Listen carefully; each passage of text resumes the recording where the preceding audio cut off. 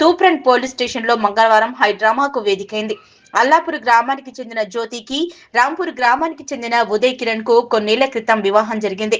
వీరికి కవల పిల్లలు కూడా ఉన్నారు. అయితే కొంతకాలంగా దంపతుల మధ్య కలహాలు మొదలయ్యాయి. తనను భర్త వేధిస్తున్నాడంటూ జ్యోతి పోలీసులను ఆశ్రయించింది. ఈ వివాదాన్ని పరిష్కరించేందుకు ఎస్ఐ జ్యోతి ఇరు వర్గాలను స్టేషన్ కు పిలిపించారు. ఇరువురు సమక్షంలోనే కౌన్సిలింగ్ మొదలు పెట్టారు.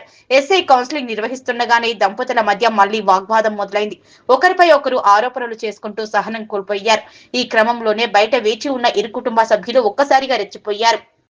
పోలీస్ స్టేషన్ అని కూడా చూడకుండా ఒకరిపై ఒకరు భౌతిక దాడులకు దిగారు. దీంతో స్టేషన్ ఆవరణ రణరంగంగా మారింది. కొన్ని సెకండ్లలోనే ఏం జరుగుతుందో ఏమోనన్న టెన్షన్ మొదలైంది. వెంటనే పోలీసులు అప్రమత్తమయ్యారు. ఇరు వర్గాలను విడదీసి పరిస్థితిని అదుపులోకి తెచ్చారు. శాంతి భద్రతలకు విఘాతం కలిగిస్తే కఠిన చర్యలు తీసుకుంటామని పోలీసులు హెచ్చరించారు. మొత్తానికి భార్యాభర్తల పంచాయతీ పోలీస్ స్టేషన్ లో వీధి పోరాటాలు తలపించింది. ఈ ఘటన స్థానికంగా కలకలం రేపింది.